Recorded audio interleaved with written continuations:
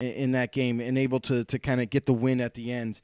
So I don't know what I'm seeing with the 49ers. And then they're also got some more bad news is that their starting D tackle, Javon Kinlaw, looks like he might be out for the season after that game. So that's another big loss of theirs. So I don't know. I don't like what I saw with that game for the 49ers. The Colts, I take it like a grain of salt. You know what I mean? Yeah, they won against the 49ers, but again, we've seen the Colts struggle early on in the season, so it's like I don't know how much I can, kind of really buy from the Indianapolis Colts. You know what I mean? What are we seeing with Carson Wentz? Is he going to be able to stay healthy? You got all these questions going around, and I'm not ready to buy into the Colts just yet. Mm-hmm. Yeah, I know, because you still see him made a lot of the mistakes. And, yes, I understand the weather was pretty bad. It was bad for both teams. That's why we saw a few of the turnovers, I think, from Jimmy G as well. But it didn't bode well for him either, especially when people have been liking what Trey Lance has been doing too as well. The other thing, trying to get people to move on. Right. The other thing that I will say is, and we kind of called this before the season even started, is Jonathan Taylor. Mm-hmm. The offense was going to run based on Jonathan Taylor, and that's what it seems to be doing. Taylor's been lights out this whole season. He's had over 130 yards almost every single week. It's been absolutely insane. And as long as he can stay healthy, I feel like the Colts have a shot offensively. But when they go up against these tougher opponents, it seems like Carson Wentz can't answer the bell when he needs to deliver those throws and he needs to deliver. Mm-hmm. Yeah, absolutely. And then talking about the Saints game too as well for Monday night, that was pretty tough to watch, and it didn't have anything to do with weather. It was just both teams, the mistakes by Jameis Winston, the overthrows and stuff. It's frustrating. You saw him even blow up with I think it was it Traquan Smith, I think, on the side of him. And that was him, I think, giving up on the play. And then he ended up getting that offensive pass interference, which I think that offensive pass interference was kind of BS on my part when I looked at it, because it seemed like the defender was kind of there, but it looked like something just buckled underneath his leg, and he ended up just falling over and having some type of injury, because he didn't push him hard enough for him to get injured during that play. But still, mistakes by Jameis ended up making this game a bit closer. I mean, because, again, you're facing Geno Smith on the other side. And Geno Smith has been playing, I think, fairly well, I guess, for a guy of his, ability or whatever, but he's still Geno Smith. He's still going to make some of those mistakes and things like that. But he was okay. He was okay, but again, that's the thing, that with the Seattle Seahawks, we knew this was going to happen, and that's the thing too. It's not exactly about Geno Smith altogether. It's about this team as a whole, what they've been able to accomplish solely because of having Russell Wilson. And this is what you're able to witness right now. We're able to witness the difference without Russell Wilson there. And you're seeing it, and it looks pretty putrid out there. He's been doing a lot all on his own, taking the hits. Finally, he took one too many here and has the broken finger. But and now you're missing him without it. You know what I'm saying? You can't get your running game going. You can't make plays on with the quarterback, and then your defense, you can't score to make up for the lack of defense that you have. So this is what you're forced with. And the Saints, though, should have been able to make this more of a statement game, and it was way too close than what it should have been. Yeah, they should have pulled away. And the funny thing is you don't need to be a great quarterback when you're the quarterback of the Saints. And this game proved it, because who was the one guy that they went to when things were getting tough? They would just dump it off to Alvin Kamara, and there he goes. I mean, he's one of the toughest guys to tackle in the open field. And what's baffling to me is that no matter who they play, nobody keys up on Kamara. Nobody ever does. It seems like he's by himself in the flat, and he just gets the ball dumped to him, and then it's like everyone's like, oh, hey, look who's got the ball. We got to go up and try to make a tackle now. And it's difficult in itself. So the Saints, I mean, if somebody defensively could just kind of game plan just for Kamara, this Saints offense would be in big-time trouble. Yeah, absolutely. Especially with Taysom Hill not being available as of yet due to injury. That's another weapon that they could utilize right now that could open up this offense, because let's face it, they just don't have weapons. They don't have receivers that are getting open enough, or Winston just simply not seeing them soon enough to get them the football. So I feel like this offense is going to continue to struggle until they get guys like Taysom Hill back, until they get guys like Michael Thomas back, to kind of return to their form offensively. But,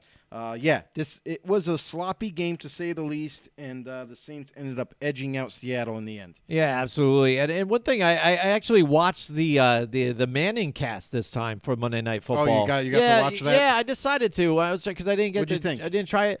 I thought Peyton, being the main guy, like he keeps the show going, obviously. Right.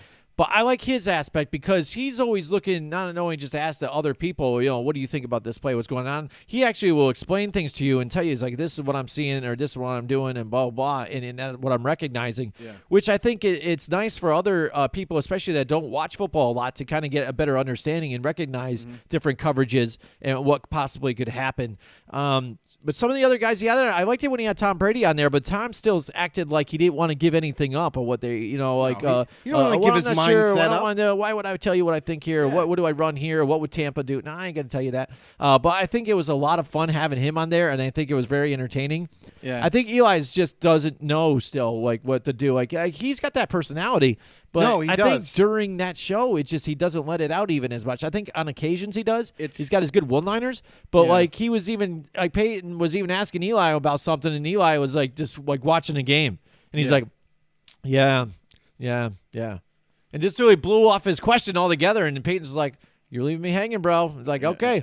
All right, well, anyways, and stuff. But it's funny, though, how he's got the tablet there and breaking down this play and what he saw, though. But Eli had broke down some plays, too, when he saw that tight end screen that should have been there that Jameis should have picked up as well. Right. And that's the thing that we're talking about here with Jameis Winston, missing some of those other things. He's got his head looking somewhere else and staring down a receiver when this has got to be your quick reaction type of play. I watched them one time, and that's all I needed to see. Yeah. I'll say that much. I didn't like the fact that they weren't. It was like they were going off topic a lot of times. The game's going on. It's on to the next play, but now they're still talking about the last play. And it's like, as a football fan, I mean, and you're right. Like there might be some newcomers that are watching or just getting into football. Maybe that might be something that they could utilize to maybe learn a little bit about the plays or the formations and such. But I don't know. I feel like you learn more just by watching the games and watching it for yourself, getting to know what the rules are and the calls and the penalties and just watching yourself. And actually the analysis that comes out of the booth, they do a fairly good job of I was going to say, I mean, you do have Louis Riddick over there and stuff like that. So I feel like they give you a good, bunch of knowledge as you watch football games. But for me, I kind of watched the whole. It was week one. Week one, I watched that Monday night special with those two guys, and Peyton was very animated. Eli was involved a little bit more than like you were saying now, and I feel like it's kind of getting old for them. Like maybe not Peyton, but like for Eli, he's like, man, I don't really want to freaking do this. Yeah, he's just chilling, watching TV. Like I said, he's like, I'm just here. And you got to remember too, big brother Peyton, right? Yeah. You know what I mean? So maybe Eli feels a little, he doesn't have as much authority as Peyton. Peyton's like going on. He's like, oh yeah, see, you got the goal line formation here. The tight end he goes out on a drag, and then this guy, but he hands it off, and you know what I mean? Like he's explaining things and stuff, and he's so into it and everything. Where Eli's just like, do I get to talk? When? Yeah. No. You got okay. You got this. That's fine. You know what I mean? So it's like, and it's kind of like what you could imagine them sitting next to each other at home, watching a football game. Peyton, like, oh, did you see that? Yeah, I saw that. What are you talking about? I was in the NFL too. You know what I mean? Like, and it's kind of like a brotherly thing. So I don't know. It's not my cup of tea, but I would just rather watch the games. I hear you. Real quick, I want to catch up on the comments here. Sure. Because we got to catch up here. Lady Bell, she said, I get scared of kid movies. My daughter tells me when it's over. Greg Schreiner just chimed in. What's up, Greg? Greg's in the house. Lady Bill says Seven, the movie Seven. Yeah, that's a good one. And then what's in the bag? Well, there's really nothing in the bag. It's more like a bowl, but it's just in the bag, just this thing right here. That's the only thing I could think of. I guess maybe. Oh, or is that the name of a movie? There we go. What's in the bag? Maybe that's a scary Could movie. be. That sounds scary to me. What's in the bag? Mike Tackett chimed in. He said, Sinister was voted the all-time scariest movie recently. I caught it on TV one day as it was halfway through. watched about 10 minutes of it, and had to turn it off. Scared the shit out of me. Oh, really? Really? To this day, I refuse to watch it. Oh, man. Well, Mike. Really? So So it's Sinister? I have Sinister. to write that down because Write that down. I Check it out. I will take on any challenge just about. So He will take it on. I do. I'll take on any challenge. I'm looking for something different to watch. I don't do a whole lot of binge watching, like on Netflix and stuff like that. And I find it hard right now for me to even find anything I really want to be, attracted to watching. So if I could find something like that and it ends up keeping me intrigued, even trying to be scared, I would still watch that. I find the ones that are just super duper boring, and then I just watched one, and then I just saw this one called Open House, right? Like, hey, this thing seems all right. People lost their husband and then father, blah blah. Now they go to stay at this open house that her sister-in-law trying to sell, and weird shit happens. Yeah. Well, the whole movie ends up happening and stuff like that. Then after, when it's over, both of them die still, and then you don't find out who the killer is. It just ends. Really? Yeah. And there was a stranger inside the open house the whole time, like a real person, God. wasn't a ghost. And Just then hiding? Yeah, Just hiding and out? then they killed them, and then they left it open, and it was like, oh, thank you. Now I just spent 2 was hours on that. amazing. And they died anyways, so there was no happy ending with that, and we still don't even know who the person was or the killer was. That shit just annoys me. It doesn't make I me think like that's what they were suspended, going like, oh, for. I can't wait till the next one. Maybe I'll find out. No, you lost me. You're done. I'm done with that. That's what I what mean? they wanted. They wanted you to get Oh, aggravated. dude, they do. I hate that. I get aggravated a lot with some of these things, but you'd be surprised. I should have my own rant podcast, of things that I rant about and You get know what really aggravated with. grinds my gears? Yeah. If Peter, Griffin had already take that one, I would totally ride on that whole grinds my gears thing. Jesus. All right, but anyways, you know what doesn't grind my gears? What's that? My buddies there at Colorize, Joe. They've got 3 stores. One's in Queensbury, one's in Niskayuna, one's in Clifton Park, New York. And let me tell you, it's locally owned. They do everything they can to take care of you when you go in there. Yes, they're a local Benjamin Moore professional and carrier out there, but they focus on other outstanding products as well. As an independent dealer, they have access to almost any type of paint and finish related stuff. They're serving everyone from the professional to the do-it-yourselfer. Colorize. They're eager to help you, and they're capable of making your next project go a lot smoother. Trust me, I'm in the industry. I go see my guy Link over there. If I need a color done for me right away, quick, I send it in there a couple days to get it back. Dude, it's right on point. It gets approved. Good to go. Customer's happy. That means I'm happy. That means my whole business is happy. We want you to be happy too. Go check out Colorize. 3 different locations: Clifton Park, Niskayuna, and Queensbury. Colorize, the right paint, color, and advice from local professionals who care. Check them out on mycolorize.com, Joe. That's right. Excellent. Boom. Excellent. Now I know where to go to get my colors. Yeah, definitely paint. Forget Lowe's and all those other people. They got some Joe Schmo dude that makes, $15 an hour for some Yeah, and they goddamn don't reason. care if it's right. Doesn't even know what he's doing. He's over there looking at, this is the paint swatch. All right, whatever. I just put it in this thing, and this thing machine's supposed to do it Yeah, for you me. gotcha. And there it is. Dab, there it's on the lid. There, it looks good. Yeah, okay, there you go. Your next gallon won't be the same color, Shit like that. I'm done with that stuff. I go to the real paint professionals, and that's Colorize. All right, anyways, Joe. All right, so we've been doing this here for this past season here. It's a lot of fun. I like looking through at everybody here. It's my milk carton missing player of the week, Joe. Who is it this week? You might be surprised, but you might not be, Joe. I try and make it different here every week, but there it is. Oh! Patrick Mahomes. Whoever thought this guy would end up on the milk carton, Joe? You know what I'm saying? That's it. Yeah. The walking, Kermit the Frog. Oh. This guy. Yeah. Kermit, I don't even have any Kermit the Frog music. What about the He actually moves like a lady, too. you'll find the rainbow connection.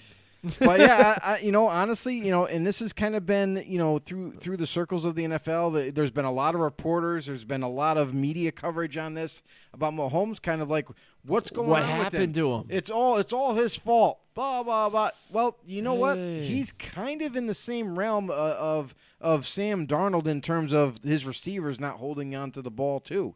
We've seen that. Well, that the past depleted couple of offensive weeks. line, he's actually getting pressured nonstop, and when you don't have time You know what's to do funny? something, Right? But you can't. But you know something? That line was all overhauled. They're just not in sync up They're front. not. They're Yeah. not in sync up front, and they're struggling to protect them. It's that simple. When you have that compounded on top of receivers not catching the ball for him, or himself just not making good decisions. We've seen it over and over with him as he tries to make a play happen when he's about to get sacked or he's being rushed out of the pocket, and the guy's just not quite open, but he still tries to get it to him, and that's when you're starting to see more turnovers from him and more interceptions. And it looks like, I think for me, to watch defensive play, it looks like zone works better against them here because they're Which able is to surprising. keep two guys in zone over with Tyreek Hill and kind of keep him covered over the top and then underneath. And then they're allowed to just maybe even go half zone and man on some of the other guys. Yeah, and now they've been able to help out with stopping Travis Kelce even too. Because a lot of times with this offense, especially this past season, what they were very successful at is pushing down the field with Tyreek Hill, and if he had man-to-man coverage or if he just flat out burns whoever, he would just chuck it up to him, and that's where you got those big chunk plays happening. And then if it wasn't there, Travis Kelce comes across the middle, he settles into the zone, he just throws him a 10-yard pass and lets him run with the ball. So that's kind of been their formula, since Mahomes got there. And now it seems like maybe defenses are starting to figure them out offensively. And to your point, they have a certain zone coverage, or maybe it's man zone, like it's a hybrid type of coverage where they're playing zone deep against Tyreek Hill or whoever they send deep, like maybe Mecole Hardman or Dominic Robinson, whatever. And that's kind of holding that cap over them. And then underneath, they just got maybe man-to-man coverage against Kelce to stay close with him. And that's what's tripping up Mahomes, and he's just not making the plays. Yeah, absolutely. So my milk carton player of the week, the missing player, he is nowhere to be found. Let me give you the stats quick of last week. This is why he ends up on my my milk carton. Let me hear it. But he went 20 for 35, 57% completion percentage, Joe.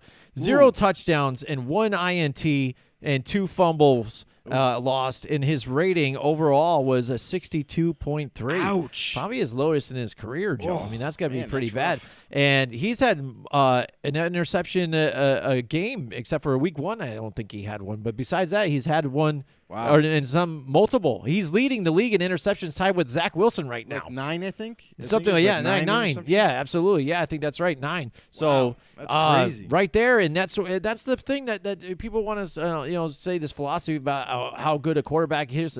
All those other key pieces to the team make a difference. That offensive line makes a difference. If Tom Brady has had that great line in front of him and can keep him in the pocket that long, and he has time to throw, he will eat you apart. But when you pressure him, he gets out of his comfort zone and get him off the spot.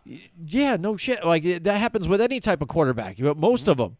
Some other ones can kind of burn you with their legs, but if you know how to contain them as well, that's the one thing too. Yeah. Patrick Mahomes hasn't really been able to get out of the pocket as well to get into some of those throws to where he's a threat to run and he can just kind of go and bubble pump and then still run it, or he dish it off to Kelce and things like that. So there's one thing about Mahomes it kind of bothers me. Is I was watching I think NFL Network and they were talking about Mahomes, right? And the same kind of thing, like they were talking about what's going on with him, and there was one thing that they brought up was his no-look passes.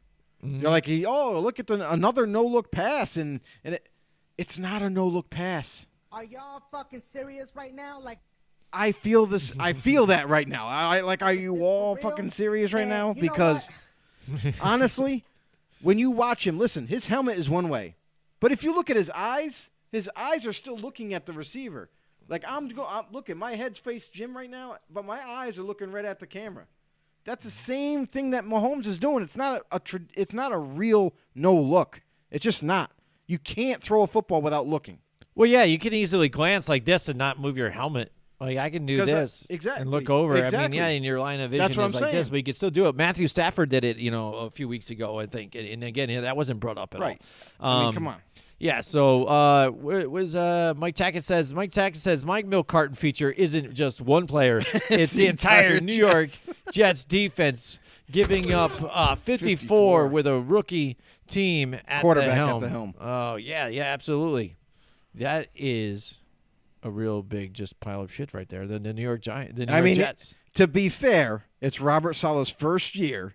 He's going to work on this defense going forward, so let's give him a couple years to get his feet underneath him, and see what kind of players he can acquire on that defense and how well they can play. Yeah, absolutely, and that's the thing. For them, like for me, it's too easy to pick on them. They're rebuild because I already mode right knew now. what they might be this year anyway. So They're rebuilding. but it's tough even too to look at some of these different players and try and see who might be my milk carton player, because there's certain instances too that happen within the game to where I'm like, well, yeah, I mean it's not exactly his fault altogether too, and things like that, but. Patrick Mahomes, it's been compiling up for a few weeks, I think, here, so I think he was well deserving to get it. He was long overdue. Yeah, absolutely. You know what's long overdue, Joe? What? What's long overdue? The time that we talk about Johnstone Supply right now, because you know what? It's getting cold right now, Joe. It's like the daytime, I think, is right. It's been really rainy up here up in New York lately, but the nights have been getting cold. Chilly. And I've been doing the wood stove and stuff, but if you don't have a wood stove and things like that, what do you got to do? You got to go to Johnstone Supply. Yeah, definitely got to hit our boys up. Johnstone Supply in Troy, New York on 6th Avenue. Hey, do you need a furnace? Do you need a furnace replaced? Do you need some filters replaced? You need to upgrade your heating system. These are the guys to go to. Johnstone Supply in Troy, New York. They will make sure your home is going to stay warm, nice and warm for these upcoming cold months that's right around the corner. They're a family-owned and operated business. They've been helping upstate New York residents for decades. You know, you can go ahead and visit their store, 6th Avenue in Troy, New York, or for more information, you can. They can help you this fall. You can hit them up on Facebook. You can reach out to them and even call them. Call the guys, George or Tom, and the rest of the staff there. They're all waiting to help you guys out there. If you need help on staying warm this season, make sure you give them a call, 518-272-5922. That's Johnstone Supply, 6th Avenue in Troy, New York. Their number, once again, is 518-272-5922. Those are the guys. Let them know that you heard it from Football on the No Show. Yes, my master. You know what's funny is Gaz just sent us a pic. Maybe just said, did you get the snap from Gaz about the urinal over there at Troy's at Johnstone Supply? No. Oh, no. All right, well here you go. Gaz, he sent me this Snapchat, right? Yep. And it's for some reason he took a snap picture of the urinal at Johnstone Supply. For what? At Johnstone Supply, because it says right above the urinal, proud sponsor of these wonderful podcasts, and there we are, my Football God. on the No, above a urinal in Johnstone Supply, and so I'm just like, wow, that's pretty cool. But you know what? It made me start thinking. I'm like, we've been doing this marketing wrong. Maybe, Joe, we need urinal cakes. Football on the No urinal cakes. What do you think about that? I don't know. What a better thing to pee on, right, than just a Football on the No symbol, maybe, or just my face or your face. Who knows? I mean, amazing. So you want them to piss on us? Perhaps. That's real great. Hey, but it could be the last thing they see, especially if it's in a bar or nightclub, and they're like, man, you know, it's buzzing, and like, You're hey, going to look be at that. drunk if you're in a bar or nightclub. Some people remember that stuff. Who knows? But anyways, we're having a lot of fun. Happy Halloween to everybody out there. Make sure if you haven't yet, follow us on Twitter, FB_no. And if you haven't yet, also go to YouTube. We're on YouTube. We broadcast live from there every Wednesday, as well as Facebook at Football on the No Show. Hit the notification bell, let you know whenever we go live. Make sure and you also subscribe. on Godzilla Media, their YouTube as well. Check out that to see other podcasts too as well, and all of our family friends. Joe, we've been doing every year. It's our annual thing. We do this thing called Trick or Treat here, Joe, and what we do is we usually, sometimes it's teams here and there, but we usually pick a phrase out there, a statement, and it's almost like a true or false, or what we going with. You know, I'm not sure. You know, but we do that, and it's a whole lot of fun. We want you guys to play along with us as well, and everybody also on Spotify and all of our podcast stuff too out there. Audio. Mike Tackett Play just along. commented, said, Jim and Joe urinal cakes. R. Kelly approves. Sit down. Yeah. All right, Killian approves. Oh, I think, yeah, I guess so. Yes, that is hilarious. I like that. We might be too old for him to be in that urinal cake over R. Kelly. All right. Anyway, so here we go. We're doing Trick or Treat, Joe. You know, I'm going to cue up some music. Let's get it going. Let's get music going. Let's have some fun. Let's do All right, it. play along, everybody. Trick or Treat. Here we go. Let's go. First thing for Trick or Treat. The Cardinals will make history and go 8-0. What I mean history is, I think last week when they went 7-0 now, they had tied a franchise record. You know, so overall they've done it only one other time, And now if they win this week, I think it would be the first time ever, so they could be a now acknowledged team, 2021 Cardinals, first time they've ever gone 8-0. Joe, what do you think so far? They've got a tough team they have to play here in the Green Bay Packers, but they do not have Devontae Adams there as well. No, and that to me is like kind of like a huge loss, bigger than what people are going to see here. The Green Bay Packers not having Devontae Adams is like you're just not. It's not having Aaron Rodgers' favorite target, and it could play a huge part in this game. Because Devontae Adams is that go-to guy, the guy that always kind of bails out this offense to get a first down, get a touchdown, and Rodgers is always looking his way because, quite simply, he's the best receiver on this damn team and could be the best receiver in the league. So that's a huge loss for Green Bay's offense. Look, if you're Aaron Jones right now, this is definitely going to be a big game for you, receiving-wise, rushing-wise. Watch out for him. But it's all going to come down to Arizona. Cardinals this week, and this is going to probably just be my pick, too, because I'm just going to talk about the game anyway. Yeah, why we roll with it. So, Arizona Cardinals, listen, I love their defense, how much they've improved, and this offense is so tough to stop right now. Kyler Murray, are you kidding me? This guy is even better. He's even better as a passer this year, and with his running ability, it makes this offense super hard to stop. Yes, they have a couple injuries across the offensive line, but I feel like that's not going to really halt this offense at all. The Cardinals' defense, however, they are going to be without J.J. Watt this week, but they still have Chandler Jones. Yeah. And this defense, man, they feed off of this pressure. They feed off of each other. Cardinals are home. I'm going to say this is a treat. I'm going to go right on board here and say the Cardinals will make history this Thursday night, tomorrow night, against Green Bay in Arizona.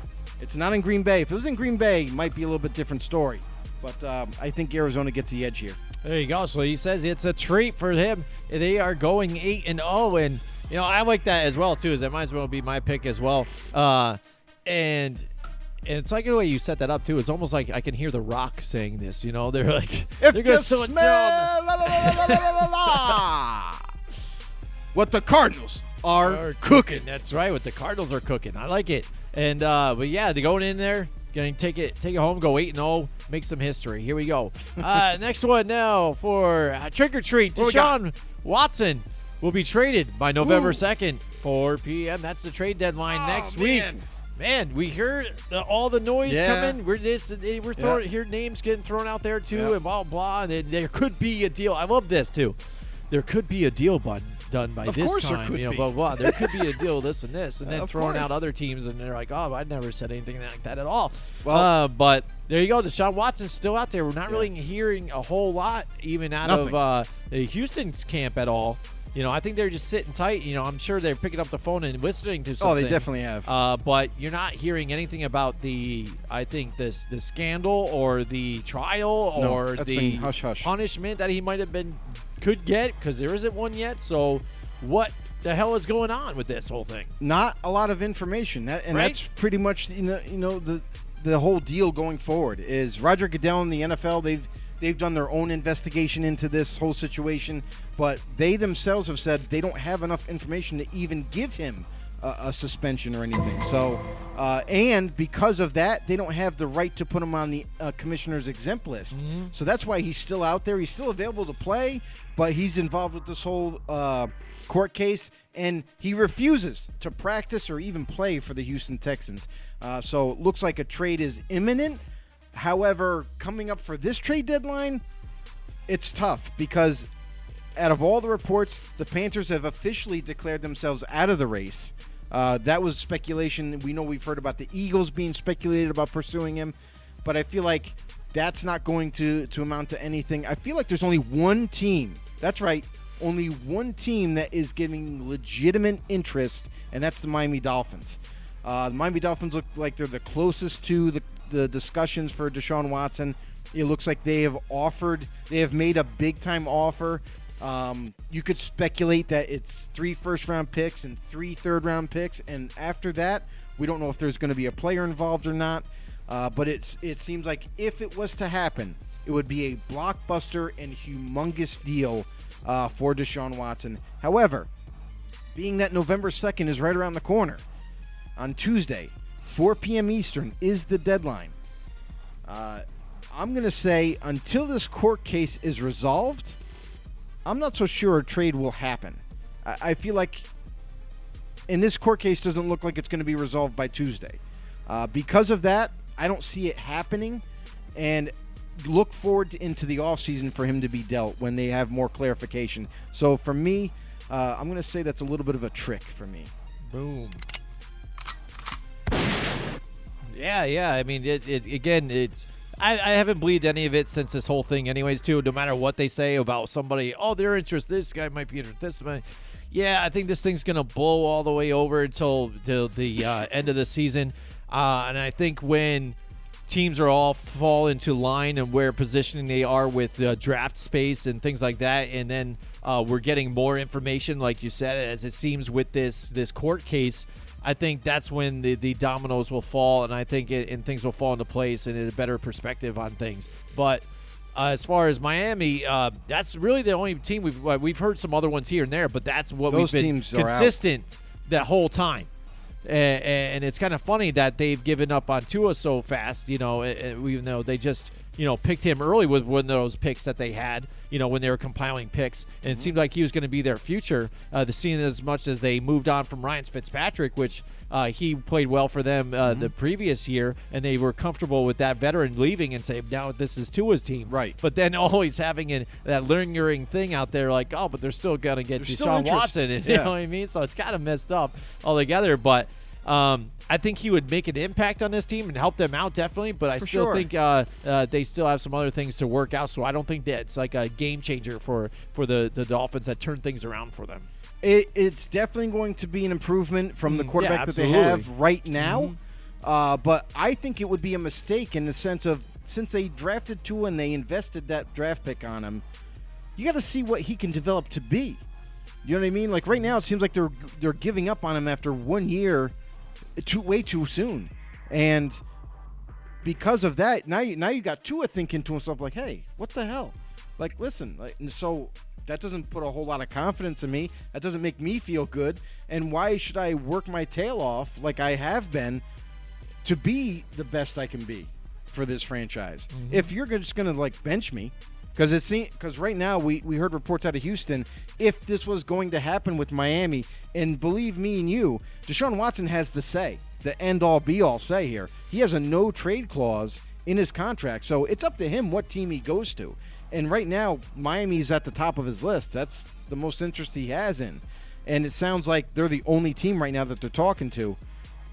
But if this was to all go and happen, it sounds like Houston doesn't even want Tua as part of the trade. They like Davis Mills right now and what he's been able to do for the Houston Texans in a short window. They don't even want Tua part of the trade, which is surprising. I figured that's kind of what the thing would be. But it sounds like they're comfortable with their guy, Davis Mills. And, hey, he's shown flashes for Houston on how well he could be. So let's see how this all shakes out. And, in the end, me and Jim both think that, Deshaun Watson is going to stay with Houston under contract until the offseason. All right, next up, we've got Urban Meyer is a one-and-done head coach, Joe. Trick or treat? That's got to be a treat. I mean, what the hell is this guy doing? And what he's not even done with the whole season, and he's already been mixed into, off the field issues. He's been having issues with his own team inside the locker room. The players don't like his coaching, philosophy. They don't like how he handles himself. I mean, listen, there's a lot of problems circulating throughout that facility in Jacksonville, and wow, it is unbelievable on how much it has been chaotic in Jacksonville for this franchise. They get the big pick in Trevor Lawrence, and they get his companion at running back, and then he goes out for the season, and then all of a sudden you got Trevor Lawrence struggling early on in the season, and then Urban Meyer takes it upon himself to have some off-the-field issues, we'll just say, that doesn't bode well for himself or the organization. And now you have even more issues going forward. DJ Chark is now out for the season. They lose their number one receiver for the year. And this team is going through a lot of speed bumps right now this season. So it doesn't look bright for sure for Urban Meyer, and we could easily see him being let go as the season ends, and maybe Jacksonville goes and actually finds a legitimate NFL coach. Mm-hmm. Just do it! Yeah, I know. I didn't like the hire altogether, so I was kind of praying for all this to happen the way it's been happening, and it's been very entertaining to watch for me on the outside looking in. Of course, you're a Michigan fan. Yeah, absolutely. So I mean, this is spectacular. I love it. He's just even stepping into his own pile of shit that he's doing for himself too, as well.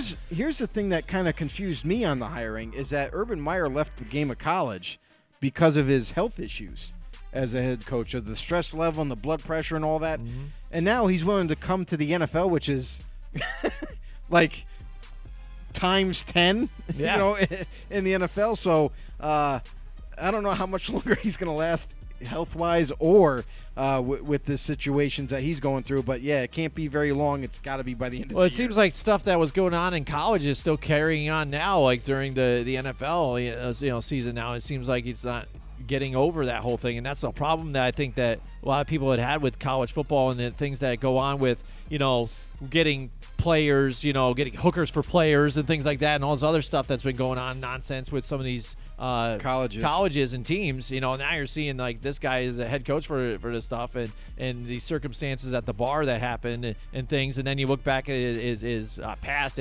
and checkered like hirings of some people, that one guy that was abusive to his wife and things. So a lot of nonsense, and it's things for the Jacksonville Jaguars, because that's what they want to do. They want to turn the page. They get Trevor Lawrence, and it stinks that they've got this guy trying to develop him here, and it doesn't seem like it's really working out for them. But Trevor Lawrence, I think, is doing good on his own, just getting there. It's just taking a little longer, I think, than some people kind of expected, because you hear the hype. You hear Trevor Lawrence like, oh, this guy's going to be gold right out of the box. And then you open it up, and you're kind of like, whoa, he's got some interceptions, and whoa, he's making mistakes. Like, what the hell's going on? It's called being a rookie. Yeah, it is. That's part of it. Like, again, we've seen Peyton Manning as a rookie, too, and that didn't look so pretty as well either. So, all right, next up, we've got the Bengals are a true contender, Joe. What do you think, Trick? Or is it a treat? It's a treat. Boom, it's got to be a treat. Listen, the Bengals are proving to a lot of people, a lot of naysayers, that they are for real. Even though they're young, even though Joe Burrow's coming off a major injury this season, listen, they got their chips in place to compete for this division, and they just beat the number one seed in this division in Baltimore Ravens. So that's got to prove something to you out there, that the Bengals are here and they're here for real. So they are going to compete for this division. They just beat the Ravens, and let's see what they can do moving forward, especially as they've been injured on the offensive line for several weeks, and they've still been battling. They've still been getting some wins here and there. So now that as they start to get healthier, as week by week they go, they're starting to develop into quite a team to contend with.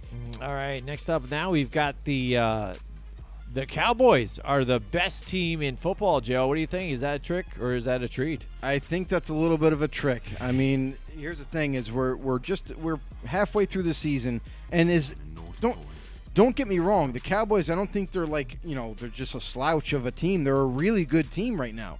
They've proven a lot to us. We already knew that offense was going to be like a juggernaut, right? Like, we had questions about the offensive line. Are they going to be able to sustain health as they go week to week? Can they protect Dak Prescott? But this offense has been a beast for sure. Defensively, quite surprising. We thought that this Cowboys defense was going to struggle a little bit more than it has, and Trayvon Diggs has been playing very well for them. They got Micah Parsons, but they're using him wrong right now. And even though they're missing DeMarcus Lawrence right now, they still are competitive on that defensive side. So the Cowboys are a really good team, but I wouldn't say the best team in football. I find your lack of faith disturbing. There you go. Yeah, again, I agree with you there too as well. I think that's a trick too, because and here's because that's what I mean. I think the offense is what we thought it was going to be. I think they're pretty explosive. You just wanted them all to stay healthy and do what they do here, especially with Dak Prescott. But the defense, they are playing better than what I thought they were going to do, But which is they're not. hands off there. Right. But also, like what you said, they made a change for some reason. Why are you changing what you were doing before that was working? Yeah. And now you're messing with things, which I don't think is a great idea. And the fact that Trayvon Diggs, everybody's got so much love for him, I'd stifle on that too at this point too right now, because he's still developing and getting better at what. But he needs to get better at man coverage, because he gets blown all together and just opportunistic on those turnovers. All right, next here we've got Matt Nagy will lose his job after this season. Joe, what do you think? Trick or treat? It's a treat. It It's a has treat. to be. We love it. I mean, come on. This guy is still around. How is Chicago's organization still putting up with this guy? I mean, now that they traded up nonetheless and drafted their hopeful franchise quarterback going forward. But that shouldn't mean that you give Nagy a pass again and say, hey, well, let's further develop this quarterback and see where we go. Listen, this guy's had multiple years as the head coach. You haven't really noticed any kind of progression. It's been a stalemate. They've been on a nosedive, and they're just not competitive in this division or the league for that matter. So, Matt Nagy, it's time to go, bro. And it came out now too. I think in Chicago news that it was Ryan Pace and Matt Nagy tied together in this whole thing. Like they made both these guys are out. But now it's kind of like, well, one can leave and the other could stay still. So it looks like they're either believing in Ryan Pace now, and they like what he did, and maybe it was his idea to go out and get Justin Fields, so they liked that idea, and they're out on Matt Nagy because of the way things are happening during the game, how he was even against that whole Justin Fields switch over, die hard, we've got to do, Andy Dalton and things like that. Yeah. So, and the way the offense, he was here to show that Andy Reid type of offense and explosiveness, and it looked like we saw it early on, but then since then, I don't know what the hell's been going on, man. He's had some of the great players to utilize to do some of those things, and it's gotten worse. And that's the thing, too, is Ryan Pace, I think he's done a phenomenal job for Chicago. He's brought in talent. Listen, he had to talk Allen Robinson into coming back, signing that 1 year tag. Listen, after this year, Allen Robinson is out. He's going to another team. He didn't even want to come back this year. And because maybe Robinson could see the writing on the wall that they're rebuilding. They draft a quarterback. They're going to have another new quarterback in place. You know what I mean? And so on and so forth. Their offensive line is in shambles. Their weapons, they just don't have enough. So he said, I'm out after this year. So they got a 1 year rental on Allen Robinson. He's gone. Now what's going to happen going forward? This defense, as good as they are talent-wise, they're just not playing up to snuff because this offense doesn't put up enough points. Doesn't give them enough rest. So all in all, listen, sorry, Nagy's got to go bye-bye. Yeah, absolutely. Mike Tackett's in the house. What does he say? Says here's kind of a trick or treat for you, Joe. All right, what we got? Gruden says Snyder will be out as owner of Washington football team in the coming weeks. With rumors that he wants to own a team, what are the chances Elon Musk buys the Washington franchise?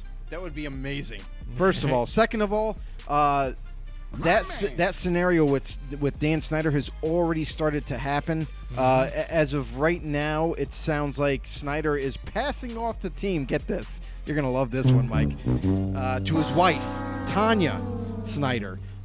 She is now the day-to-day operations for the Washington football team. And we all know that's bullshit. Right? Like, how does the NFL not see through this? Execute Order It's 66. Dan Snyder basically dictating to Tanya what he wants done, and then she just follows through with it. It's like putting it in her name so his credit is good. Like when you change things like that, like in an account and stuff like that. It's so like, I mean, come on, safe. Come on, Goodell. Come on, NFL. Wake up. You gotta make it to where Washington's franchise is out of that family's hands altogether.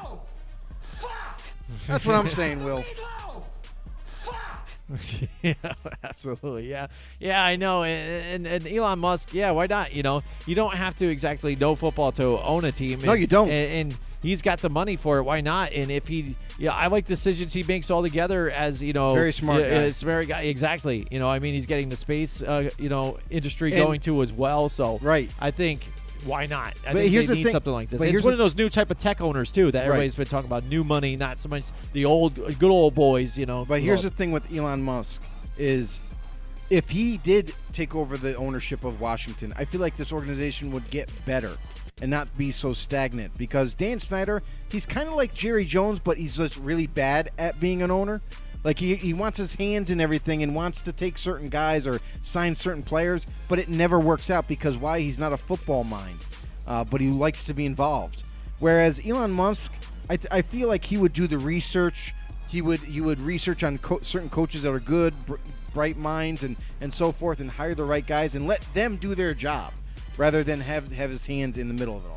Oh yeah, and can you even imagine maybe what they do with that stadium too? They try to make it more efficient. He would you make know, it and stuff all like that, electric. like It'd be electric solar and powered. solar. It'd be all electric. They'd have a rocket like at the end, that shoots into space. You got SpaceX Imagine- on the corner, yeah, of SpaceX, south yeah. end of the field. Right, he's giving out rides as you go. Here you go. How about he fires? He's gonna fire their next coach, and he's like, I'm gonna send you out on the rocket now, off to the moon. That's right. Get the hell out of here. Every time. You're right, Joe. I was the one to do it. I hit it. Every time the Washington football team hate gets a starting place win, on fire. a lucky fan gets a Tesla. Yeah, right. Yeah, how about that? That'd be awesome too. Why not? Sounds good. I like All it. right, here we go. Next, we got a couple more here for our trick or treat, and that is here we got the Chiefs. Will miss the playoffs this year. What do you think Ooh. about that, Joe? Will the Chiefs miss the Ooh. playoffs? They're have a losing record right now. I think they're They do. 3-4. 3-4, yeah. But that division's still kind of tight right now. I think the leaders are your Raiders here at 5-2, and the Chargers there as well. Yeah, Chargers get the tiebreaker over the Raiders because they beat Mhm, them. So technically, I would say the Chargers are in first. But Chiefs, wow, did we ever think before the season started that we would have this conversation right now about the Chiefs? I don't think so. This is interesting because right now they're 3-4. They're almost 500. I wouldn't say they're out of it just yet. They could still storm back after they figure a few things out, but I'll say it's a little bit of a trick. Maybe Andy Reid is playing games with us right now and just saying, "Oh wow, look at the Chiefs," and then he just wants to make a dramatic comeback and take the division. So the Chiefs, will they miss the playoffs? I can't count them out right now. I think it's a little bit of a trick. Well, well, it's tough because I would say it's a trick too as Is well, it? just because. Well, that AFC, I've talked about it with you before. The AFC is so close right now. All those the records are right there, looming over 500 and things like that. Only the top two teams, the Chargers and Raiders, are going to be. I think did the Chargers have a bye week last week, or was it? Yeah, they did. Yeah, they so did. they're 4-2 still. Raiders are 5-2, Yeah, so they're yeah. the only winning teams right now in that division. Right. But I'm saying in the AFC altogether, I think that the pool for wild card teams is going to be right in the middle. I think there's a greater chance to possibly make that wild card spot, still to hop in on that within the AFC, and I think not so much on the NFC. I think some of those top teams, they're really pulling away from some of the other ones out there.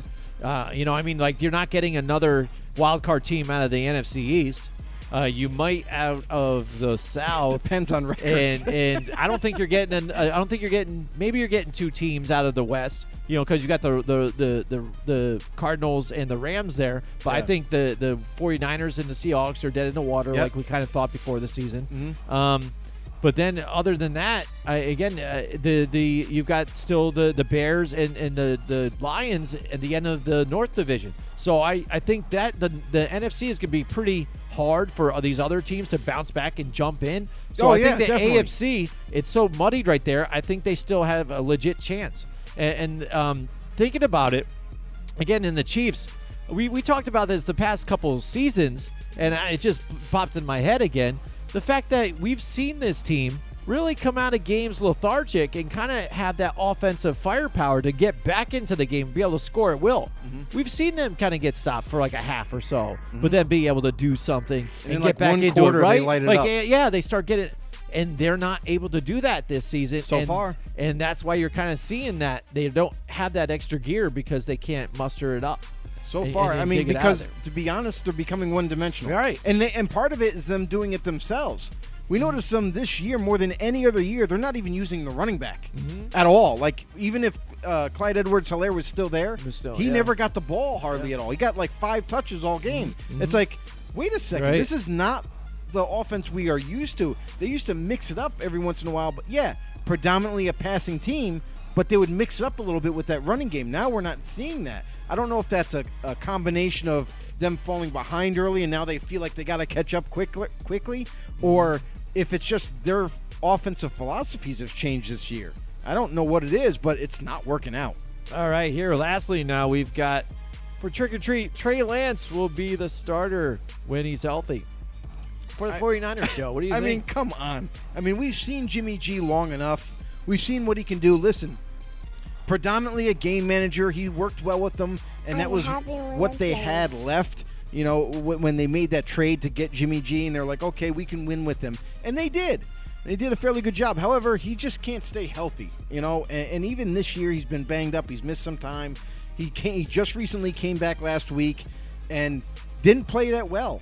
And we saw flashes with Trey Lance before his injury of him starting to take over a bigger role in that offense and actually started playing better. This offense started to get better with Trey Lance involved. I look for Trey Lance to come back from injury, and I feel like it's only a matter of time till Trey Lance takes over, especially as they fall further and further down that division. It's almost like a lock to just jump in, give Trey Lance the football, and let him rock out the rest of the season. Let's see what he can do. I totally believe this. It's definitely a treat for sure. All right, there you go. So that is our trick or treat. That's right, for our Halloween special. That's right, Joe. Keeping it real here, man. It's been a long time since we played that. You know, we do it annually here for Trick or Treat. Yeah, I always get amped up year. for Trick or Treat. It's been about a year. Those are statements that have been said out there. You know what I mean? Yeah. So, I mean, let's look forward and see what happens. We were looking back at some of the ones from last year, and it's funny how a lot of them came to fruition and came true. Yeah. And we were one of them about the Browns. Are like, Brown are the most disappointing team this season.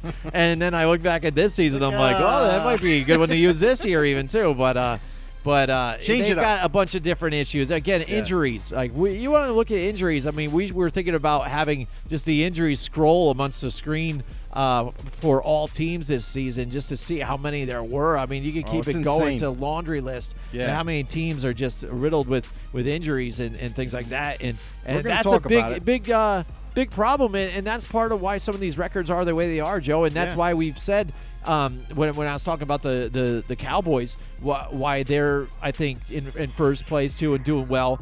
I think the Packers too have been able to kind of stay fairly healthy, mostly.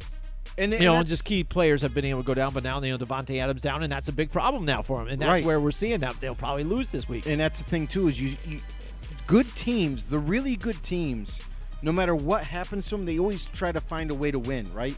Listen, the Packers have been winning without David Bakhtiari, their number one left tackle. And kudos to them to have depth behind him to still keep them upright, still keep Aaron Rodgers upright and keep it going. But I mean, this week is going to be another challenge. I mean, I feel like I think David Bakhtiari is coming back. Maybe Mike can help us out with that one. He's our Green Bay Packer insider. Maybe he can help us out with that. I think David Bakhtiari is going to be back this week, so that's going to be a big time. I know he was get. back practicing. So then, but Devontae Adams is out, so they get one, they lose one. So let's see how they can group up together tomorrow night and see what they can do against this winning, an undefeated Arizona Cardinals team.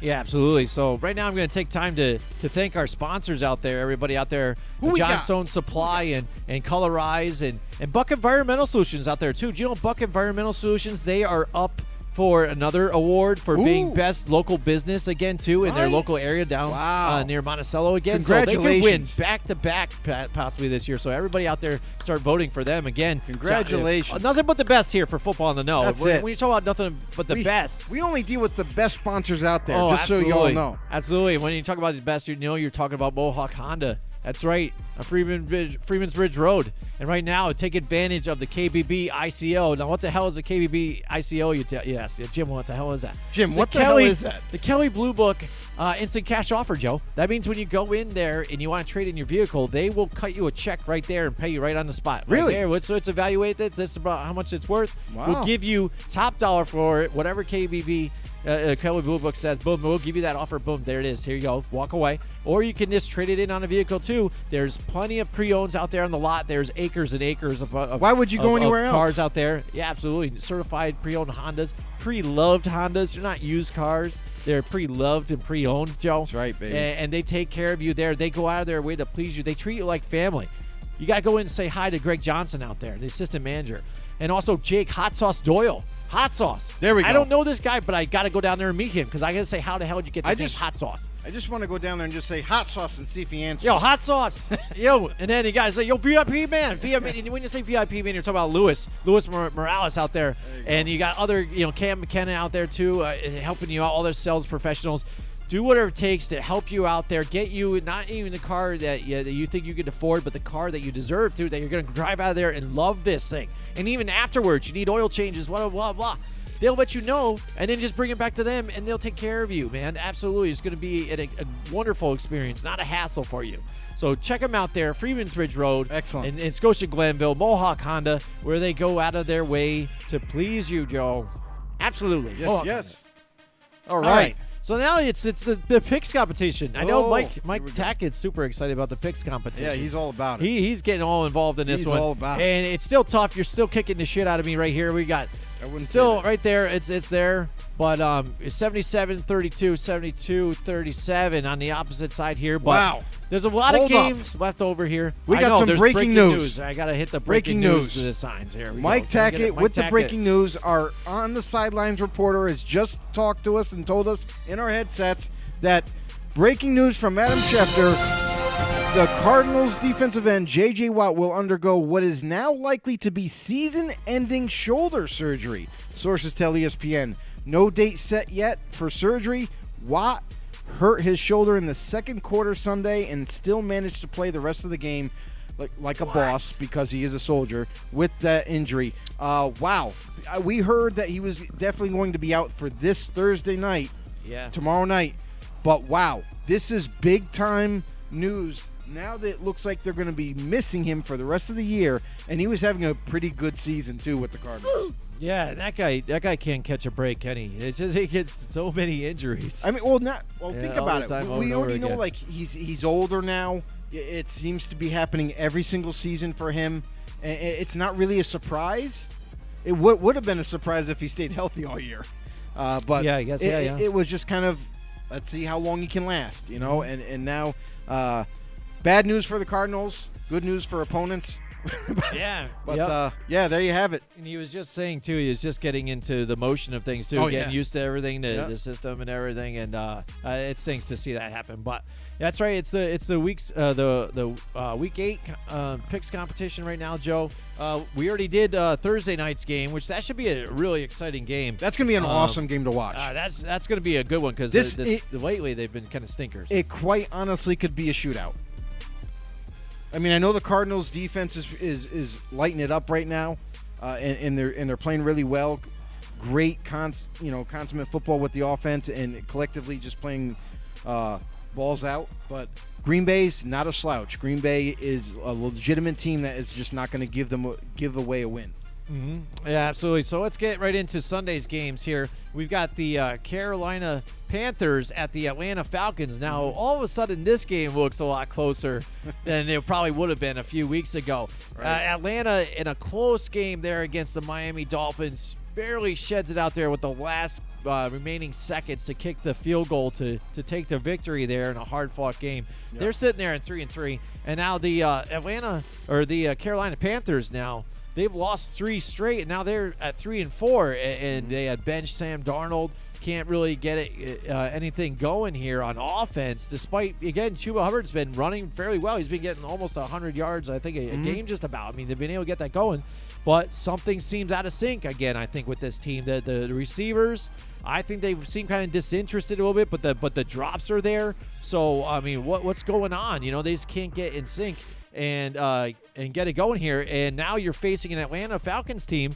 that's starting to build a little bit of momentum for themselves. Yeah, I mean, this game right here, this is where I feel like, you know, Carolina's been losing a couple of weeks. I feel like this is going to be a bounce-back game for them, going up against Atlanta, a weaker defensive opponent, an opponent that has struggled early on this season in terms of offense, but now seems to start to be catching some positive yards with Matt Ryan throwing to Kyle Pitts at tight end. Russell Gage kind of woke up last week, remembered that he does play football in the NFL, and Calvin Ridley was back last week, so that was another jump start to that offense. But in the end, I think Carolina is going to, regroup. They're going to come in to Atlanta, and they'll be able to come away with a win. All right, here we go. Yeah, I mean, I think that would be really interesting. I really want to go with Carolina, but I don't know. I might play the hot hand to try and get another win back on you here. So I think I'm going to go with Atlanta for now, but I might test it out, see how they look the week before or the day before, and maybe switch it up. But I'm going to go with Atlanta right now. All right, here we go. We got the I don't know. I'm feeling it. I don't know. Again, Carolina, they seem vulnerable to me, but I would like to see. Yes, yeah, it looks like they could bounce back, especially against Atlanta. But now I'm looking at them, I'm like, I'm still confused on their identity here. Like, they will obviously like to use Cordarrelle Patterson a lot, within the run game as their main running back, but then also receiving. But they are getting now they figured out, let's get Kyle Pitts more involved. That's got to be our go-to guy, and then you can open it up to get it down to Calvin Ridley and like Russell Gage, like we thought they might be able to do early on in the season. It just seemed like they took forever to try and figure that out. The one thing that I'll say, though, is Carolina matches up extremely well against Atlanta's offense. Shaq Thompson, if he does have to, he's a very mobile linebacker. So I feel like they'll probably line him up against Kyle Pitts to play coverage there. But all in all, I think it's going to be a good game.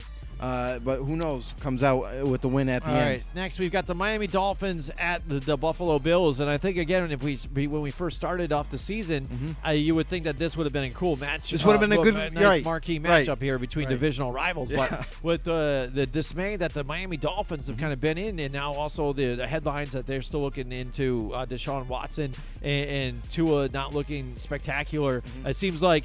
Yeah, well, when all else fails, it's just, I know injuries play into it because, again, Mike Gesicki, boom, boom, boom, boom, boom. That's all I see. That's what I got to do. Buffalo at home, they're strong. I know Lady Bills is probably going to be there. She's going to be amped up for this game. She's going to be hating on them Dolphins out there. I like the Buffalo Bills coming off that bye week just to come out here and perform. Yeah, I mean, do you smell that aroma? Smells like fish sticks are going to get fried. So the Dolphins, I think they're going to get scorched by the Buffalo Bills this week. Bills have been playing lights-out football week to week. Even when they do lose, they are still in it. And this, as great as this defense has been playing, this offense has been even hotter.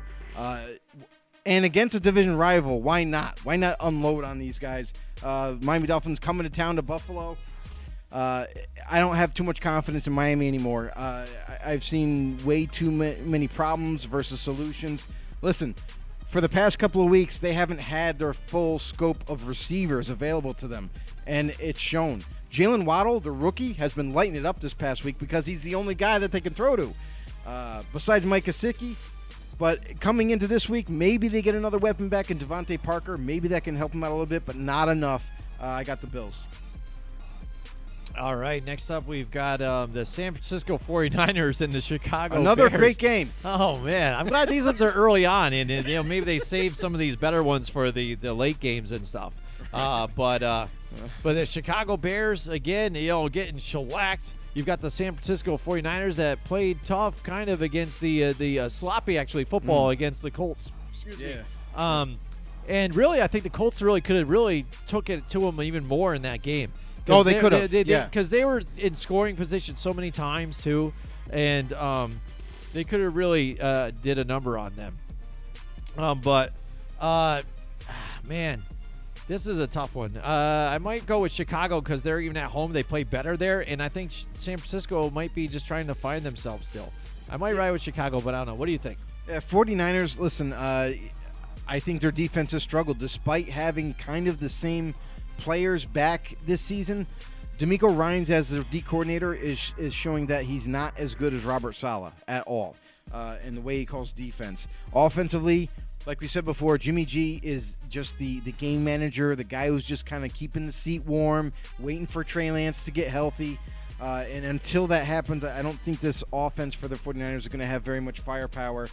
Chicago, as up and down as they have been, they are home this week. I feel like that the Bears, in the end, I feel like there's going to be a low-scoring game in Chicago because they're home. They're going to have just enough gusto to get the win in the end. All right, there you go. Joe's going with the Bears as well. We've got Instacam in the house with us. Oh, hello. Tonight. What's going on, Instacam? Hi, guys. Hi, Instacam. Welcome to the show. Welcome to the show, absolutely. Hey, if you got anything you want to say out there, let us know in the comments. Talk about a lot of things out there, horror movies too as well, but right now we're doing our Week 8 picks. If you want to play along, pick along with us, go ahead. Absolutely. Pleasure having you on there by the watching way, us from YouTube. Thanks for stopping by. If you could do us a huge favor and subscribe to us, that'd be fantastic. Absolutely. But thanks for showing up if you haven't already. and be a part of the conversation here. Yeah, absolutely. Here we go. Now we've got the Pittsburgh Steelers and the Cleveland Browns. Is Case Keenum going to be playing in this game? He probably is, isn't he? He's going to be the starter for a bit, right? Or Yeah. I would listen.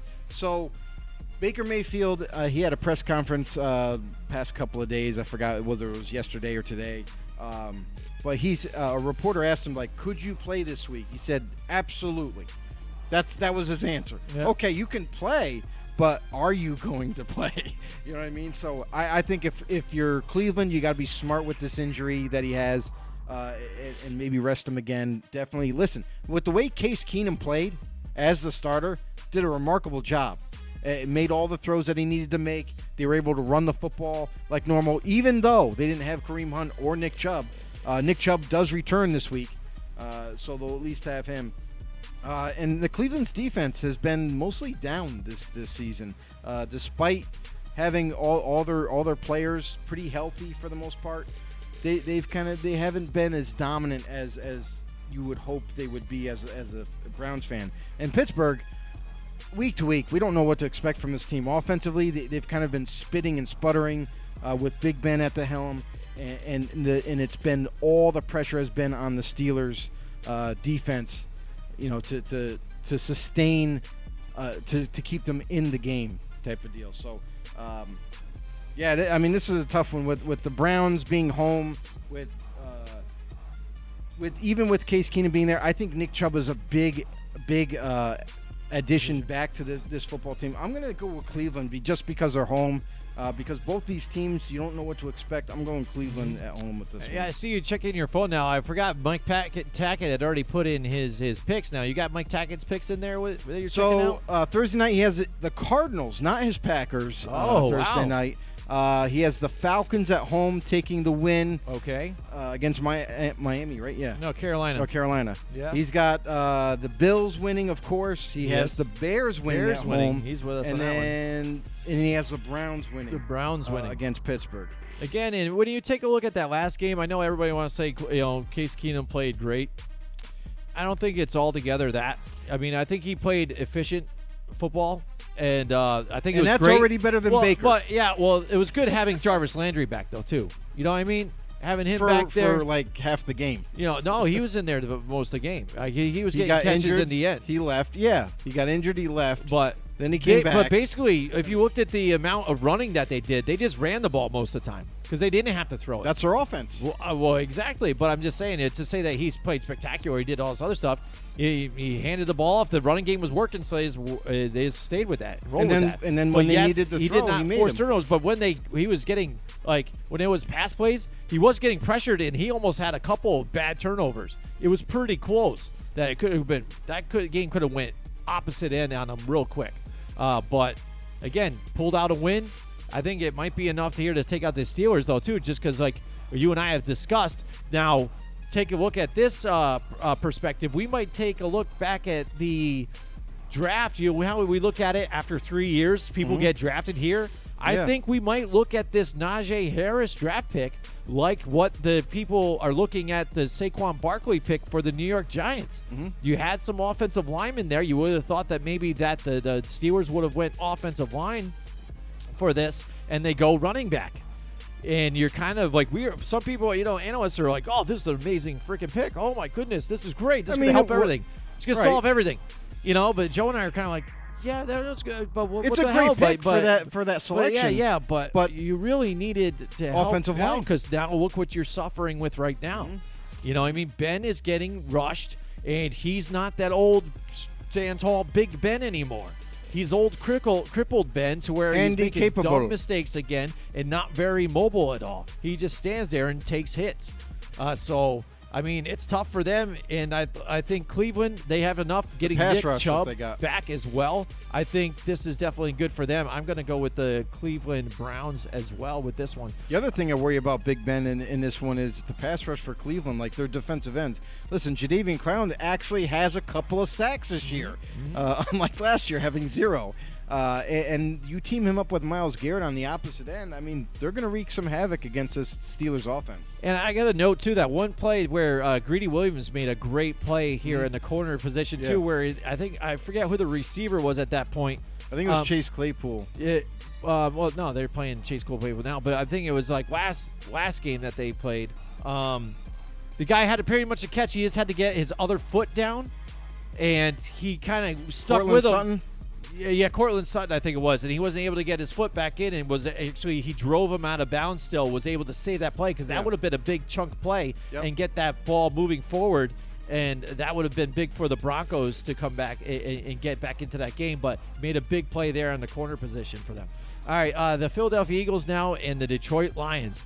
Can the Lions get their first win right here? I know, right? At home against the Philadelphia Eagles, to where Joe and I have talked about this a bunch of times, to where they just look like they're running a high school offense around there. We're not sure what's going on. Jalen Hurts missing some wide open guys here. Making some plays with his legs, which is fine and all, but it kind of seems like it's all makeshift as he goes. It's like, oh wow, he got the first down, all right, but what's next? Is he going to complete a pass, or is he going to take off running again? Right. You know what I'm saying? Yeah. It seems like it's like 1, 2, it's not there, I'm taking off. Here's something about this game that was so. This past week, the Eagles played the Raiders, and as I'm watching the game, I noticed something.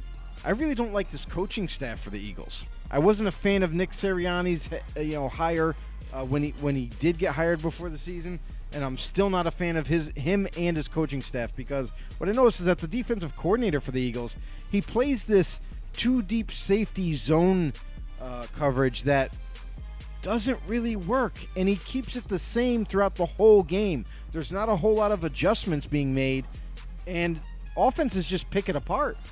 They just wait for the receivers to get to the open zone, open parts of the field in the zone, and just kind of sit in there, and quarterbacks are able to complete easy passes. And then Philadelphia offensively, it's like Jalen Hurts either rushes for a lot of yards, or they don't win, or they don't even, or are not even competitive. This offense is stuck in a rut. They don't run the football. They rely too much on Hurts to move the ball with his legs, and when he has enough time, be able to deliver the football to some open receivers, and it's just not a good way to win games. Detroit Lions, listen, they fought hard. Every single week, it seems like they're always in the games, whether they're behind and they got to fight back, or if they're just going hand in hand throughout the game. But they're a contending team. They're definitely a difficult team to kind of beat. I don't know what to expect in this one. The Philadelphia Eagles, they're coming into Detroit. I kind of like the Detroit Lions in this one. I'm not gonna lie. I feel like they've been competitive against any team they faced, no matter how good they were. And in this week, I feel like the Lions are going to finally get a win. All right, Joe's in here on the Lions. Something tells me I should go Philadelphia here on this one, just to get maybe a win back here, because I think Philadelphia plays good enough that they could still beat the Lions, because, again, the Lions just haven't been able to muster it all together. They've been really competitive with a lot of good teams, a lot of close games as well. Except last game, it kind of got out of hand. But I mean, you played the Rams, so it was a tough out. It was tough to compete against them. But who knows? But who does Mike Tackett have for this one? Mike has. Did he take the Lions? He took the Browns in the last game, Browns. and then this game he has the Eagles. Man, this is gonna be close because I even like Philadelphia's front, but I don't like their I don't like anything else they got. Yeah, Their linebackers are absolutely terrible.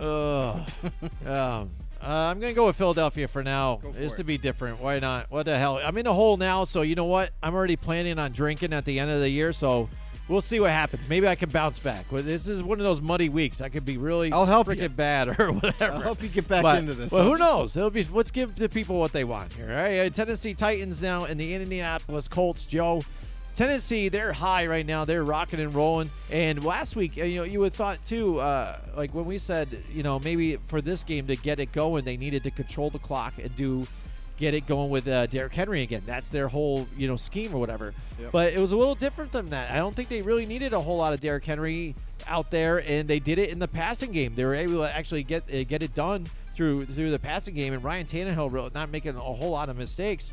And they really surprised people, I think, in that one. Some people, I'm sure, but really took it to the Chiefs on that one. Really exposed how bad it's like. Maybe they saw this and said, "Hey, this secondary of this Chiefs is just so bad. I don't think we need to run against this team so much. Let's air it out, and that'll get us our points here." And really just took it to them. You're right. All right, excellent. I thought you were going to finish talking about the Colts. Well, the Colts, again, I think they're only as good as what Carson Wentz is going to play. You know what I'm saying? Because that's when turnovers happen. That's when he can still make some of those bigger plays. You saw some of the passes he was getting to, Paris Campbell and some others out there. Michael Pittman had a big play in that last game. But, again, some people blame the weather here and there, but Carson Wentz doing those bonehead mistakes. And I don't think I really see Ryan Tannehill making mistakes like that here. Even though Indianapolis is here at home, I think I'm going to go with the Tennessee Titans on this one. Yeah, the Titans have been, up and down this season. I'm not still 100% sure on what kind of defense they got going on there. They're also like in flux. The Colts, they're the same way. Both these teams are like kind of mirror images of each other. We don't know if they're going to ascend or descend in this division. And this is a divisional game. This is a game that both teams need to stay above one another.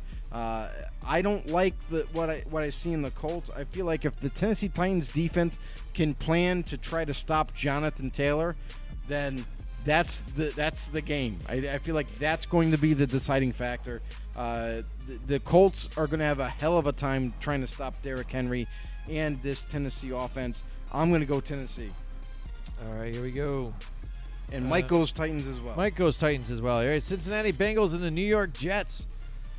All right, the Jets have been looking really bad. There you go. Yeah, Joe's going Listen, Bengals. They don't have Zach Wilson. They got Mike White. That's right. Who the hell's Mike White? We don't know, but we're going to see on Sunday. We're going to find out what he is. So I mean, listen, with a beat up offensive line, with who knows? Let's just see what the Jets can muster up this Sunday against a Bengals team that's on the rise. You gotta love Cincinnati this week. Absolutely, yeah, I'm gonna agree with you just on that one as well. All right, the Houston Texans. Some of these other ones now seem a little easier. Texans again, they have put up a valiant fight for some of the games here. I still again feel bad for Davis Mills because I think he's been playing fairly well despite running for his life. But Rams, they've been showing you why they went and they made that trade for Matthew Stafford, and look what they're able to do now. They're just pummeling teams, offensively, and beating them mercifully. So I like the Rams in this one. Yeah, how could you not like the Rams in this one? I mean, Houston Texans. Listen, I don't get me wrong. I feel for Davis Mills. This guy's just been taking a beating after beating every single week since he's had the starting job. Tyrod Taylor comes back this week, though. So maybe he gets a break from getting battered around, and maybe Tyrod Taylor's going to be running for his life on this one. But, yeah, in the end, I think Tyrod Taylor's going to give Houston's offense a little bit of a spark like he did in the beginning of the season before the injury. But all in all, I don't think it's going to be enough against this high-flying Rams offense and the defense that they're going to have to go against. Aaron Donald's going to be living in the backfield, basically. Boom. Yeah, settle in. All right, here we go. We've got the New England Patriots and the Chargers. I'm excited about this one. They should maybe move this one to the Sunday night game. I think that would have been nice because I'd rather watch that instead of the Dallas Cowboys and the Minnesota Vikings. But New England, they were just putting a shellacking out last week and showing that they can still put up these points and they will not let off their foot off the gas as well, just like Bill Belichick has done in the past. And they like to do that to the Jets. They like to still just remind the Jets that they own them. They did that Aaron Rodgers, we still own you thing. You know what I'm saying? And we made a joke before about when Robert Kraft went out and bought private jets for the team and all this other stuff like that. They own multiple jets now. Not only the New York Jets, they own the Jets too, everywhere. So Patriots going into SoFi Stadium here to play the Chargers. Chargers had looked pretty good, but then all of a sudden they got punched in the mouth the last time they played. They're on a bye week. You hope they want to bounce back here at home. Don't have to really travel. I know the New England Patriots have to go from East Coast to West Coast and have that time difference. But you know what? I think New England and Bill Belichick, they know how to really get their guys going for this and really study. But I think this is going to be a closer one, but I think I'm going to side with the Chargers here. Despite having that coming off that bye week, I think they wanted to perform well, and they're also resting, don't have to go anywhere. Absolutely. They're a well-coached team, the Chargers are, and having that extra week of preparation for the New England Patriots, you're going to need it against one of the best coaches there ever was, in Bill Belichick. And what does Bill Belichick do so well every week against teams? He takes away your best offensive weapon and takes away your best defensive weapon. And I don't see that changing here. New England Patriots, they've kind of surprised some people, not all, and where they are right now. They are in the hunt for this division, and they're going to continue to grind it out. Listen, as every week passes, this Patriots team is getting healthier, which they've been winning with it, even with those injuries. I mean, 2 weeks ago, they were down 4 starting offensive linemen. Now they're coming back this week healthier, and so on and so forth. I like New England Patriots in this one. They travel to L.A., and I feel like Bill Belichick's coaching style is definitely going to have this team ready to play the Chargers and well prepared. All right, we got the Jacksonville Jaguars and the Seattle Seahawks. This is going to be, I think, a particular sloppy game. What do we... This is going to be tough. And it could be sloppy because they're in Seattle, so it could be raining. But Jacksonville, again, the mistakes a lot of times. Trevor Lawrence trying to make do, trying to get through and progress. Geno Smith still making some big plays, getting it out there here and there. I mean, you saw that big bomb that he had to DK, but then after that really hasn't done anything since then. Can still make some plays on the run, though, a little bit. I think Jacksonville's defense is slightly better than Seattle's at this point, though. But this is going to be tough, man. I don't know. I think I'm going to go with the Seahawks just because Jacksonville's still an unknown for me, and Seattle at home, even in that home stadium, makes a difference. Yeah, rookie quarterback. I think Seattle, they've been playing hard even, too, despite, I mean, look what they did with the Saints. They're still in it. I'm going to go with Seattle Seahawks on this one. Yeah, Jacksonville, they've been up and down. Listen, when you have a head coach like Urban Meyer, you're not really looking for guidance at the head coaching position because it's not there. Trevor Lawrence is kind of figuring it out with him and his quarterback's coach. That's really what's happening here. The reason why Trevor Lawrence is playing pretty well and you see him slowly progressing is because of quarterback coach. This coaching staff is a college type of coaching staff. They're not really preparing these guys to win week to week. And you see that. Listen, they're sustaining big-time injuries like DJ Chark is out this week and for the rest of the season. That's a huge loss in itself. And I feel like this team is just not ready to go into Seattle and steal a win from the Seattle Seahawks. This is a win that Seattle needs. So I feel like the Seahawks will be ready, willing, and able and getting the W that week. All right, next up, we've got the Washington football team at the Denver Broncos. Oh, man, this is tough to watch, Real too. quick, Mike Tackett picked the Bengals. He picked the Rams. and he picked the Chargers and also picked Seahawks. Oh, looks like him and I are on the same page with a lot of them here. We'll see. That could be good. That could be bad. We'll see. Let's see what happens. Sorry, Mike. Here we go. All right, but Washington football team at the Denver Broncos here, Joe. Broncos, again, they're not looking so good after that whole 3-0 start, and now they're facing played some competition now. Yeah, some real competition. And Teddy Bridgewater making mistakes here. And not getting it done. Defense looking really sus. You know what I'm saying? Like we've said, they go from no fly zone to no run zone to back and forth, and now, Cleveland just embarrassed them, ran all over their asses. And you thought because they weren't going to have Nick Chubb and Kareem Hunt and blah blah, didn't matter. Didn't matter who they gave it to. They were just running all day and all night on them. They, Case Keenum played a nice game, nice and safe, were able to do it to them.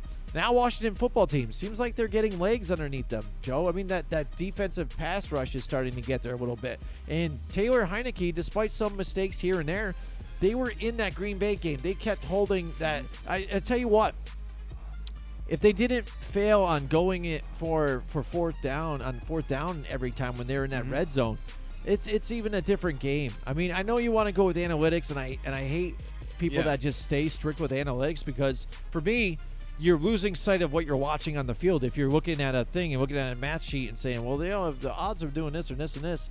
Well, look at what the other team has been doing. Have they been able to stop you? Have they got the momentum? What's been going on? That momentum is not on this sheet here. You're not seeing that in these printed numbers. So one thing, the fact is, when he went to dive for that scramble, when he scrambled outside, I think he had enough of an angle and things and momentum. He should have just ran it in for that touchdown. He had it. Instead, he tries to go for that dive. So now it's confusing with that new rule where he's kind of surrendering himself up there and his knee kind of falls. So the ball is dead and stops there. Kind of screwed them on that play. But I'll say they could have had more opportunities to score there. I disagree with the call, to be honest. Unless you kick your feet out and you slide, you're not giving yourself up. I mean, we've seen it in games before, even with Geno Smith in the Seattle game. He didn't completely give himself up and got walloped for it, and it was the same kind of situation, and there was no call. You know what I mean? So until you put your feet forward, I don't feel like you're giving yourself up and you slide. But Washington, listen, they've been struggling all season long. They seem to can't get anything going. Listen, they've shown flashes here and there offensively, defensively have shown flashes. We saw the Kansas City game where it looked like they were starting to wake up, and they looked like they were starting to get on the same page, and it just didn't happen. They let that game slip away. Now they're coming into Denver. Denver is getting some players back this week. They're getting Jerry Jeudy back, which is going to be great for them in this receiving core. Now it's going to be a little bit more broadened. Washington's going to have to contend with. Washington also is going to have to contend with this Denver running game and the duality of Teddy Bridgewater and how he can move with his legs as well as throw the ball. Denver's defense is going to be licking their chops at Taylor Heineke, a young quarterback who's starting to get better every week, but this is a tough defense to throw on.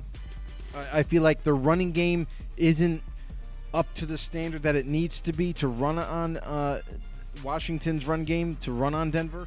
And in turn, I feel like Denver is going to come away with this win here for the Broncos. All right, here we go. Mike Tackett, he also takes the Broncos as well. He also takes the Broncos here at home. It's tough for me. It's tough. I really like Washington football team, what they've been doing. Why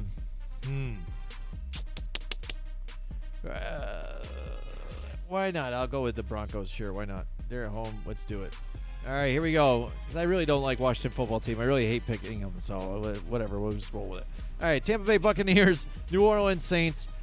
Saints aren't there yet. I can see that now. Tampa Bay Buccaneers looks like, again, slow start. We're really, really close with some teams here that probably shouldn't have been close, but then last week they really flexed their muscles and shown what they can actually do when the offense is working on all cylinders here and getting it down. And the defense, not having so many problems. That must have been nice for them to not give up so many points, in a game in yardage. So I think the Tampa Bay Buccaneers are going to be able to handle the New Orleans Saints in this one.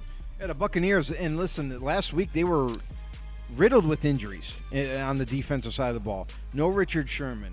You know what I mean? And they've been hurting in that secondary a lot. Defensive linemen were banged up, didn't play. So now they're coming back this week. They're getting up this week, which is going to help them even further. Listen, Super Bowl champions, you got to try to beat them. You got to beat the best. Tom Brady has that offense rolling as he normally does, and the Buccaneers are getting healthy bodies, more of them coming back to that defense. It's hard to go up against Tampa on this one, and that's why I'm picking the Buccaneers. The Saints, Jameis Winston, he does make some mistakes, but he's not terrible. But again, the Saints offense just doesn't have enough weapons. They're not all there. And if Tampa Bay's defense is smart, they're going to just key on Alvin Kamara to try to help shut this offense down. And that's what I got there. Yeah, absolutely. And they need to get Mike Thomas back as soon as they can. But then also Taysom Hill, I think, is a big guy that they miss having on that offense, too. All right. And the Dallas Cowboys now and the Minnesota Vikings. I think this is going to be a close game. Definitely going to be a good game. But sure. I think overall, I'm going to side with the Dallas Cowboys on this one just because I think offensively they have overall a better amount of weapons and they can just, I think, handle this Minnesota defense. So there's a little bit of concerning news with the Dallas Cowboys. And even though they are coming off a bye week, it sounds like Cooper Rush is getting first-team reps with the Dallas Cowboys in practice, which has got to be concerning because Jerry Jones has said, I'm completely confident in Dak Prescott's health with his knee and everything. That's great, but not so much confidence in his shoulder that he recently injured. So it's got to be a little concerning. There's no clarification as of yet who is starting for the Dallas Cowboys. If it does happen to be Cooper Rush, this game could be over pretty quickly. Yeah, then I would switch it up then. And and that's the thing. For me, it's a little bit of a risk. So if Cooper Rush is going to be the starter, and granted, he's taking first-team reps, doesn't mean he's going to be the starter. Right. But they're preparing him just in case he needs to be. So Minnesota's at home. I'm going to go with the Minnesota Vikings in this one. I feel like the Vikings have been a tough team to contend with week to week. They've kind of hung around in a lot of games, going right down to field goal, trying to kick game-winning field goals to just having the last drive in games. And I feel like this is another one of those games that are going to be close right down to the end, and maybe Minnesota gets the win here. All right, here we go. We got a lot of different ones. This is going to be a crazy week again, Joe. All right, now that brings us to Monday Night Football and the New York Giants and the Kansas City Chiefs. Now, and let's go, G-Men. Yeah, make it happen. You saw how to beat the Kansas City Chiefs now, Giants. And what does Daniel Jones do well? Like, he can get out of the pocket, yes, but he can also throw the deep ball. So I think you just test that secondary and just throw all day on these guys. Now, who are you going to throw to? Yes, Sterling Shepard, maybe Evan Ingram out there and stuff. Yeah, they're going to be healthier for sure this week. Definitely. So, I mean, that'd be better for them. But again, Patrick Mahomes, I'd say even if he wasn't starting and they had Henny maybe playing because of that gruesome injury that he faced last week, but I'm hearing that he's good to go, but I don't know. I don't know how. Like, they got to be totally fudging something there, dude. I'm telling you right now, it's up to the player and how he feels, but come on. If you ever watch that play where his head gets crushed, stomped in, he came up woozy. And he went to the sideline to get checked out and everything, and they're like, "Oh no, he's good." But why didn't he go back into the game if he's all good? Right. You know what I mean? So, and then the next day they cleared him, like all of a sudden, like he's like, "Oh, he's all clear, ready to go." Usually it takes several days to go through the testing and everything, the whole regiment of getting tested for concussion protocol. Yeah. Where's the protocol? And after one day, all of a sudden it's a miracle. He's cleared to go and everything's good for this week. That's a little sketchy to me. But nonetheless, the Kansas City Chiefs, they are home. That is a tough place to play. The Giants, I am really hoping you guys can get this win here. But I'm sorry. I have to go with the favorite in this one in the Chiefs. Listen, the Giants, they're getting some healthy bodies back this week. That's going to give them a better shot of stealing a win possibly against this really weak defense for the Chiefs. I mean, listen, you can run on them, you can throw on them, you can do whatever you really want. And they haven't been able to stop anybody that much. So if the Giants are smart and they can kind of get a lead early on, maybe even a 2-touchdown lead early on. That might force Kansas City to play one-dimensional football, which we've seen over and over them play, and giving the Giants chances to really pin their ears back and get after Mahomes. Yeah, and, being a Giants fan, I know the reality here, so I'm going to go with the Chiefs as well. Again, they're looking for that bounce-back game. This is a nice one, especially to be here at home.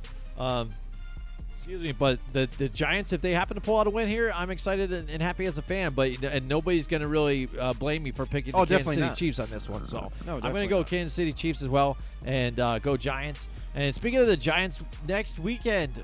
Not this weekend coming up, but the next weekend after that, we're going to be at the game, Joe. We're going to see the Raiders and the New York Football Giants square off right there in the stadium. We're going to meet up with a bunch of friends all over and stuff like that. It's going to be very busy, but we're going to try and go live a few times too there and there and get some interviews or whatever. We're going to show you the atmosphere around this game and stuff, so we're super excited about that. So definitely, guys, stay tuned for that. It's coming up in like a week and a half or so. Real quick. Mike Tackett's last few picks. He picks the Buccaneers, the Cowboys, and the Chiefs. There you go. Buccaneers, Cowboys, and the Chiefs. Yeah, so him and I think almost have the same exact picks. That's pretty crazy. So there you go. That's it. That's our Halloween extravaganza, our annual Halloween show. Happy Halloween to everybody out there. Everybody stay safe. Make sure you enjoy yourself. All the kiddies get all the candy you can and stuff like that. And before we take off again, once again, thank you, everybody, for checking us out here. Thank you, Down Monday, for us. Use the music. Thank you, Mike Tackett in the house. Thanks again, guys. Thank you. Thank you, Mike. Thank you to Stephen Murray, to our voiceover guy, and thank you to all the sponsors out there. And also, if you haven't yet, go to YouTube and hit the subscribe button, hit the notification bell, let you know every time we go live. Follow us on Twitter, FB_No, and also join our Facebook group, Football on the No Show, and like our page, Football on the No with Jim and Joe. Thanks everybody for all the new additions to the football family here. Instacam. Welcome aboard, everybody. Thank you for all the support. Really appreciate it. All the sponsors, you've been great to us. Mohawk Honda, John Stone Supply in Troy, New York. Colorize. Who else we got? We got a bunch of them. Buck Environmental Solutions. There's so much to list. Really. Yeah, absolutely. Raise Energy Drinks. Good businesses. Raise Energy Drinks. That's right. We never said Raise. I've been drinking. Make sure you enter the promo code Raise 'em Up for any order from repsports.com. Go to repsports.com. They got a ton of great energy drinks. They got a ton of other products that they do, protein powders, et cetera, et cetera. Make sure you hit them up. Enter the promo code Raise 'em Up. It helps our channel. It helps us.